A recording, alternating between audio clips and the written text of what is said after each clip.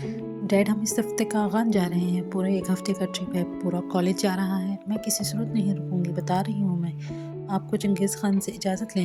ये परीक्षे थी अपने वालिद बहराम खानज़ादा की लाडली, नटखट और मुंहफट। मशहूर थी, खुदा के बाद डरती थी तो सिर्फ़ और सिर्फ ज़याद खानज़ादा से।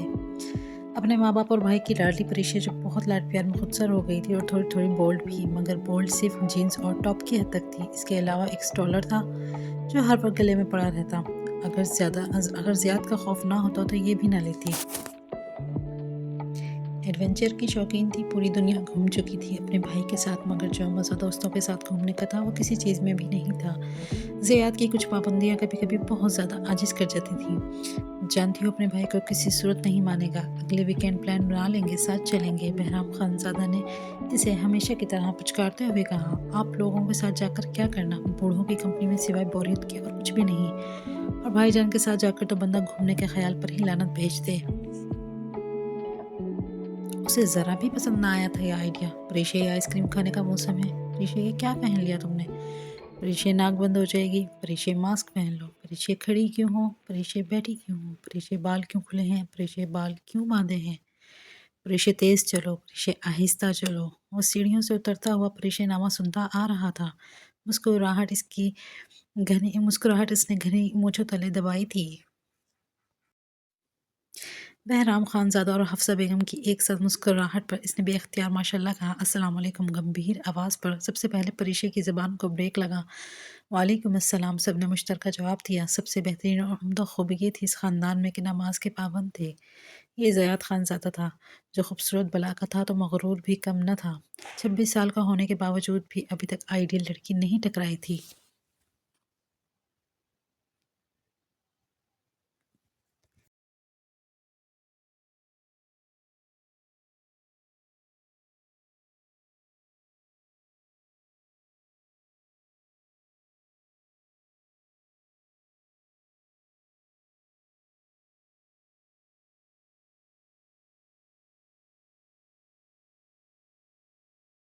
सिवाय पढ़ाई के हर चीज़ में चार्म है, क्यों है ना। उसने देखते ही कहा। परीक्षा ने दांत निकाले थे। पढ़ाई में भला क्या चार्म हो सकता है भाई।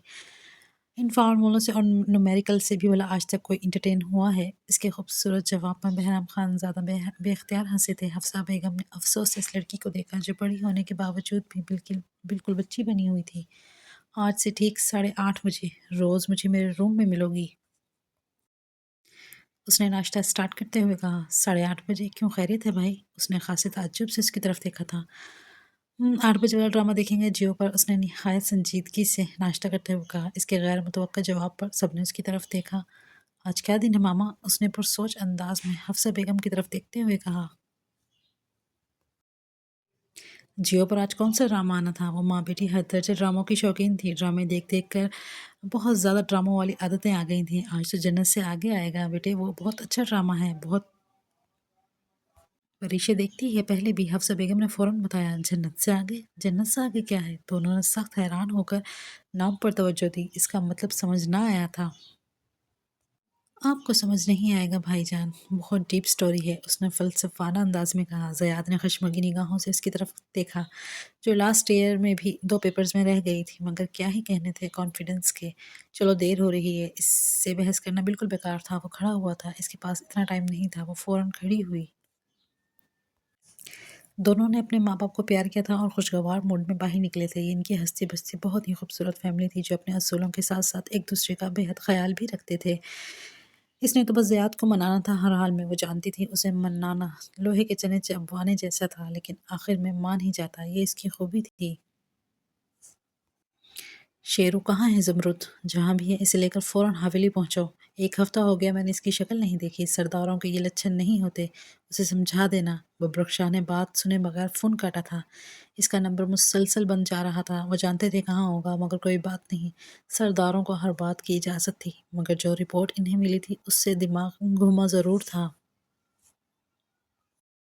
इतना बड़ा खतरा कैसे मोल ले सकता था। वो इसके अलावा कोई नहीं हो सकता। वो जानते थे गैर कानूनी सरगर्मियों में मुलविस रहना इसकी आदत थी। सब कुछ होने के बावजूद भी बहुत शौक से काम करता था। वादे के मुताबिक शाम तक वो अपने बाबा सरकार के पास हाजिर हुआ था। मुस्कुराता हुआ जानता था खबर मिल गई होगी। सलाम बाबा सरकार, भारी आवाज़ में مردان خانے میں گونجی تھی۔ اس کی آواز پر سب نے چونک کر اس کی طرف دیکھا۔ وعلیکم السلام۔ پورے ایک ہفتے بعد شکل دیکھی تھی چاند کی، دل میں سکون اتر آیا تھا۔ امید ہے خیریت ہوگی۔ بڑی شان سے چلتا ہوا اپنے بابا کے قریب آ کر کھڑا ہوا تھا۔ اسے پہلو میں دیکھ کر ان کا سینہ خود بخود تن جاتا۔ خیریت ہے سب، بات کرنی ہے، بیٹھو۔ انہوں نے اسے سخت نگاہوں سے گھورتے ہوئے کہا، جس کی سرمئی آنکھوں میں ہر وقت شرارت رہتی تھی۔ بے فکر ہو جاؤ زرخان، ہم بتا دیں گے جو بھی بات ہوگی۔ ابھی ہم تنہائی میں بات کرنا چاہتے ہیں، تم جا کر آرام کرو۔ ببرک نے زرخان کو دیکھتے ہوئے کہا جو ان کا خاص مخبر تھا۔ شیرو کو سخت ناپسند تھا اور ببرک کا چہیتا تھا۔ مخبر بیکار ہے بابا سرکار، بدل لیں اسے۔ آج تک کبھی کوئی اچھی خبر بھی دی ہے اس نے کیا؟ اس نے بڑی شان سے کرسی پر ٹانگ پہ ٹانگ رکھے کرسی پر برجمان ہوا تھا۔ باقی سب لوگ بھی جاؤ، اب تمہارا سردار تمہیں اور عیاشیاں کروانے والا ہے۔ چل کرو، شاباش۔ ببرک کی خونخوار نظروں پر اس کی مسکراہٹ گہری ہوئی تھی۔ جو اتنے دن بعد آیا تو بہت فریش اور نکھرا نکھرا لگ رہا تھا۔ سب آہستہ آہستہ باہر نکلے۔ اب مردان میں صرف زمرد اور شیر اور ببرک شاہ تھے۔ کہاں تھے؟ ان کے لہجے میں برہمی آیا تھی۔ ڈیرے پر تھا، میں نے کہاں ہونا ہے؟ اس نے سکون سے جواب دیا۔ شیرو، ہمیں مزید غصہ مت دلاؤ۔ انہوں کی آواز میں تیزی آئی تھی۔ جانتے ہیں سب، مجھ سے پوچھنے میں کیا مزہ آتا ہے؟ پہاڑوں پر تھا پہاڑوں کا راجا، اس نے محظوظ ہوتے ہوئے جواب دیا۔ پہاڑی پر کون سا تفریح کا سامان تھا سردار؟ انہوں نے زمرد کو گھورا جو ہمیشہ کی طرح ببرک کے سامنے دونوں ہاتھ پشت پر باندھے سر اور آنکھیں سر جھکائے کھڑا تھا۔ مجھے بتاؤ شیرو، کیا سوچے بیٹھے ہو؟ مجھے کوئی بڑا پلان لگتا ہے۔ اس بار شیرو نے خدا کا شکر ادا کیا اس بار کی احتیاط کام کر گئی تھی اور انہیں خبر نہ ہو سکی تھی۔ ایسا کچھ نہیں ہے بابا سرکار، بس اکتا گیا حویلی سے، یار دوستوں کے ساتھ تھا۔ پوچھ لیں زمرد سے۔ اس نے نہایت تابیداری سے ان کے کاندھے پر ہاتھ رکھتے ہوئے تسلی دی۔ ببرک نے ناراض نظر اس پر ڈالی۔ اب کارنامہ ہونے کے بعد ہی انہیں پتہ لگنا تھا۔ جس کا حلیہ سرداروں والا کم اور غنڈوں والا زیادہ تھا۔ خوبصورتی میں اللہ نے جسے دل کھول کر نوازا تھا، اگر خود پر تھوڑی توجہ دیتا تو نظر لگ جانے کی حد تک حسین لگتا تھا۔ گاؤں کا لاڈلا اور سردار جو انتہائی چچورا اور مستقل مزاج بالکل نہ تھا۔ ایڈونچر کا شوقین، زندگی کو بے فکری سے جینے والا۔ اپنی شادی تک روک لو خود کو، کسی قسم کی کوئی بدمزگی ہوئی تو برداشت نہیں کروں گا، بتا رہا ہوں پہلے ہی۔ انہوں نے اسے اپنے گلے سے لگاتے ہوئے مسکرا کر کہا۔ روکے ہوئے ہوں؟ میں نے کیا کیا ہے؟ اس نے اپنی مسکراہٹ دبائی۔ اتنے میں اس کا موبائل بجا۔ ایک ٹھنڈی سانس لے کر اس نے جیب سے موبائل نکالا، مگر نمبر دیکھ کر واپس جیب میں ڈالا۔ مگر یہ مسکراہٹ خیر کی علامت بالکل نہ تھی۔ کالج بس میں ایک ہنگامہ برپا تھا، لاؤڈ میوزک اور تالیوں کی گونج سے کسی کو کسی کا کچھ پتہ نہ تھا۔ ہوش تب آیا جب اچانک سے بس رکی اور بس رکتے ہی نامعلوم افراد بس میں داخل ہوئے تھے۔ لڑکیوں کے منہ سے دلخراش چیخیں نکلی تھیں، یعنی کہ وہ ڈاکو تھے۔ ان کے ہاتھوں میں بڑی بڑی بندوقیں تھیں، تعداد میں بھی وہ کافی لوگ تھے۔ ایک دم بس میں خوف و ہراس پھیل گیا تھا۔ وہ خاموشی سے اندر داخل ہوئے تھے اور ڈرائیور کو ایک سائڈ پر کر کے ایک ڈاکو نے بس سٹارٹ کی تھی۔ سرخ آنکھوں سے ان کے سر پر کھڑے تھے، ذرا سی بھی کسی نے چوں چاں کی تو یہیں بھون دیتے۔ بس نامعلوم راستوں پر تیزی سے گامزن تھی۔ ڈاکو تیزی سے سب سے موبائل لے رہے تھے۔ ان کے چہروں پر ہی اتنی ہیبت تھی کہ پریشے بھی سہم کر دوپٹہ سر پر اوڑھ کر بیٹھ گئی تھی۔ سچویشن بے حد خطرناک تھی، لیکن اس کے حواسوں نے کام کیا تھا۔ اس نے بہت آرام سے اپنا موبائل پرس سے نکال کر زیاد کے کال ملائی اور موبائل نیچے گرا دیا تھا۔ دھک دھک کرتے دل کے ساتھ وہ دعا کر رہی تھی کہ زیاد کال اٹھا لے۔ اتنے میں وہ لوگ ان تک پہنچ چکے تھے۔ مگر اپنی عقل مندی پر اسے زندگی میں پہلی بار رشک آیا تھا۔ وہ جانتی تھی کہ زیاد اس کی کال لازمی اٹھائے گا۔ زمرد نے سخت نظروں سے اس کی طرف دیکھا تھا۔ نوٹنکی کرنے کی ضرورت نہیں ہے، موبائل نکالو۔ اس نے اس کی کنپٹی پر پسٹل رکھتے ہوئے کہا۔ پریشے کی چیخ نکلی تھی۔ ایسا ہو نہیں سکتا تھا کہ اس کے پاس موبائل نہ ہو، اور حلیے سے وہ بہت غریب لگ نہیں رہی تھی۔ ڈاکو بھائی، ابھی دیتی ہوں ڈاکو بھائی، آپ نے کڈنیپ کر لیا ہے؟ بس کہاں جا رہی ہے؟ ہائے اللہ، میں کڈنیپ ہو گئی ہوں۔ موبائل اٹھاتے اٹھاتے وہ زور زور سے بول رہی تھی۔ بکواس بند کرو، موبائل ادھر دو۔ زمرد نے اس کے ہاتھ سے موبائل کھینچا تھا۔ پریشی کے لبوں پر مسکراہٹ دوڑی تھی۔ زیاد سب کچھ سن چکا تھا یقیناً۔ اتنا خوبصورت ٹرپ برباد ہو گیا۔ کتنی منتوں سے زیاد نے اسے اجازت دی تھی۔ کیا سوچا تھا اس نے؟ زمل کو دیکھا جو خوف سے بے ہوش ہونے کو تھی۔ وہ تو پہلے ہی اتنی ڈرپوک تھی۔ اس نے سخت نظروں سے اپنے ڈیشنگ ٹیچرز کو دیکھا تھا۔ سب کی گھگی بندھی ہوئی تھی۔ کالج میں تو ایسے آتے تھے جیسے ان سے بڑا ہیرو ہی کوئی نہیں تھا، مگر ڈاکوؤں کے حالات دیکھ کر تو اچھوں کا دم نکل جائے۔ پھر ٹیچرز تو بیچارے ویسے بھی فارمی ٹائپ تھے۔ ان کے کالج میں ایک بھی فیمیل ٹیچر نہیں تھی، سارے میل ہی ٹیچر تھے۔ اس کے ڈیشنگ چارمنگ، اس کے کرش سر داؤد بھی منہ چھپائے بیٹھے تھے، بس تیزی سے نامعلوم رستوں پر چل رہی تھی۔ تقریباً 1.5 گھنٹے بعد وہ کسی جگہ پر پہنچے تھے۔ چلو نیچے اترو سب کسی نے بھی کسی قسم کی کوئی ہوشیاری کی تو 1 منٹ میں کھوپڑی اڑا دوں گا، بتا رہا ہوں میں، کسی قسم کی رحم کی امید مت رکھنا۔ اس لیے جیسا کہہ رہا ہوں شرافت سے ایسے ہی کرو۔ زمرد کی کرخت آواز پر سب تیزی سے نیچے اتر رہے تھے۔ ہاں شیرو، کام ہو گیا ہے، میں لے کر آ رہا ہوں انہیں، اس نے کسی سے فون پر بتایا۔ پریشی کو یہ ڈیشنگ سا بندہ کچھ خاص نہ بھایا تھا، جس کی آواز میں حد درجہ سرد مہری تھی۔ منہ کیا دیکھ رہی ہو، نیچے اترو، اس نے غصے سے کہا۔ کیونکہ بس میں صرف وہی ایک بچی تھی۔ اوہ اچھا اچھا، وہ تیزی سے نیچے اتری تھی۔ ان کریمنلز کو پکڑ کر میں آپ کو دکھا سکتی ہوں بھائی جان کہ مجھ میں کتنے گیٹس ہیں۔ انسان ضروری نہیں صرف پیپرز پاس کر کے ہی کامیاب ہو، اس مشن میں کامیاب ہو سکتی ہوں۔ اس نے انکوائری بھرے انداز میں اسے دیکھتے ہوئے آرام سے بس سے نیچے اتری تھی۔ شیرو ضرور ان کا سرغنہ ہوگا، اس نے پرسوچ انداز میں کہا اور اپنا سٹرولر سر پر ٹھیک سے باندھا، اور ایک مسکراہٹ اس کے لبوں پر آئی تھی۔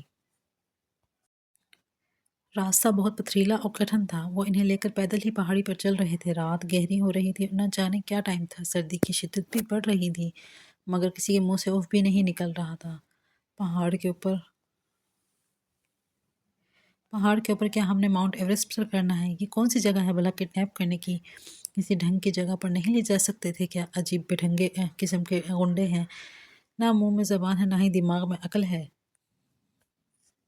وہ زمرد کے پیچھے چلتی ہوئی اسے سناتی ہوئی جا رہی تھی۔ زبان دراز لڑکیوں سے مجھے سخت نفرت ہے، اب اگر منہ کھلا تو سیدھا حلق میں گولی ڈال دوں گا، اس نے ٹکا سا جواب دیا۔ وہ اس پر لعنت بھیجتی موبائل کی ٹارچ سے بھی وہ پہاڑی پر گرتے پڑتے چڑھے تھے۔ بھوک اور پیاس کی شدت سے وہ سب کا برا حال تھا۔ تقریباً 50 کے قریب تو اسٹوڈنٹ تھے ساتھ میں، کل ملا کر ان کے 10 ٹیچرز تھے۔ بالکل بکواس جگہ ہے۔ وہ پھولتی سانسوں سے بھی بہت مشکل سے وہاں تک چڑھی تھی، گھٹنے اس کے چھل گئے تھے، اوپر ڈھلوان پر گرتے پڑتے سب کا برا حال ہو گیا تھا۔ مگر شکر تھا اوپر رنگینی تھی، بے حد لائٹنگ تھی، ماحول بھی کچھ خاص برا نہ تھا۔ چلو چلو سب ایک جگہ بیٹھ جاؤ، کسی قسم کی کوئی ہوشیاری کی تو اوپر پہاڑی سے نیچے پھینک دوں گا۔ زمرد کی کرخت آواز میں دم بہت تھا، سب پھرتی سے سمٹ کر بیٹھ گئے تھے۔ پریشی کے گلے میں کانٹے چبھ رہے تھے، پیاس کی شدت سے اسے ارحم کا خیال آیا تھا۔ ارحم اس کا منگیتر تھا جو بے انتہا اسے چاہتا تھا۔ اس وقت وہ ملک میں نہیں تھا، وہ پچھلے 1 مہینے سے جرمنی میں تھا۔ اس کا ڈیشنگ ارحم کسی بھی غنڈے سے کم تھوڑی تھا، بے حد غصیلا اور اڑیل تھا، مگر پریشی میں جان بستی تھی اس کی۔ اگر ارحم کو پتہ چل گیا تو یقیناً ان لوگوں کی خیر نہیں تھی۔ اللہ زیاد بھائی، پیاس سے حلق کا دم نکل رہا تھا، سردی کی شدت پہاڑی پر بہت زیادہ تھی، غنڈے سب الرٹ کھڑے تھے ان پر بندوق تانے۔ زمرد اندر بڑھا، کام تو ہو گیا ہے، مگر سردی کی شدت بہت زیادہ ہے، باہر رہیں گے تو مر جائیں گے یہ سب، انہیں اندر کہیں نہ کہیں ایڈجسٹ کرنا پڑے گا یار، یہ جگہ مناسب تو نہیں ہے، اس سے تو بہتر تھا کہ ڈیرے پر رکھ لیتے۔ وہ اندر داخل ہوتے ہوئے بولے تھا۔ اس نے اپنی آنکھیں بامشکل کھولیں، آواز پر وہ بہت گہری نیند سو رہا تھا۔ کچھ بھی کرو، مرنا نہیں چاہیے کوئی بھی، صبح دیکھوں گا، ابھی بہت نیند آ رہی ہے۔ وہ کروٹ لے گیا۔ کہاں رکھوں؟ یہی حجرہ ہے، باہر نہیں رہ سکیں گے شیرو، سردی بہت ہے، ویسے بھی لڑکیاں ہیں سب، اس نے پریشانی سے کہا۔ تو واپس لے جاؤ، ڈیرے پر رکھ لے، میرا دماغ مت چاٹ، اس نے بیزارگی سے کہہ کر اسے وارن کیا تھا کہ اب مزید کچھ نہ کہے۔ یار وہ لڑکیاں ہیں، پہلے ہی اوپر چڑھ چڑھ کر ان کا دم نکل گیا ہے، واپس لے کر جاؤں گا تو پہنچ نہیں پائیں گی نیچے۔ کیا بکواس آئیڈیا تھا یہ، چلو کڈنیپ ہی کرنا تھا تو بوائز کی بس کو کرتا، ابھی لڑکیوں کو کیا کریں، یہ تو ویسے ہی اوور ایکٹنگ کرتی ہیں۔ سردی سے تر تر کانپ رہی ہیں، بھوک سے بے حال ہیں، پیاس سے نڈھال ہیں، وہ سخت بیزار تھا۔ شیروں کے خراٹوں سے اسے دل ہی دل میں گالیاں دیتا وہ واپس مڑا تھا۔ کھانے کا انتظام کرو، ان کو اور آگ جلاؤ۔ لڑکیوں کے کپڑے دیکھ کر اس نے لا حول پڑھا تھا، مشکل ہی ہے ان کا بچنا۔ تھر تھر کانپتی ایک دوسرے سے لپٹتی وہ ادموئی ہو رہی تھیں۔ کچھ کھانے پینے کا انتظام بھی کیا ہوگا یا فاقوں پر رہیں گے، کچھ تو سوچا ہی ہوگا اتنے لوگوں کو کڈنیپ کرنے سے پہلے۔ پریشی کی برداشت جواب دے رہی تھی بھوک اور سردی سے۔ اس نے اپنے ہونہار ٹیچرز کو افسوس بھری نگاہوں سے دیکھا تھا، جو خاموشی سے اپنے جیکٹس اوڑھے آرام سے بیٹھے تھے۔ شکر ہے وہ بھی کوئی جینس اور لیدر کی جیکٹ میں ہی تھی، مگر اس مقام پر یہاں آ کر یہ جینس اور جیکٹ بھی کوئی کام نہیں دے رہی تھی۔ زمرد نے اس کی بات کا کوئی جواب نہیں دیا۔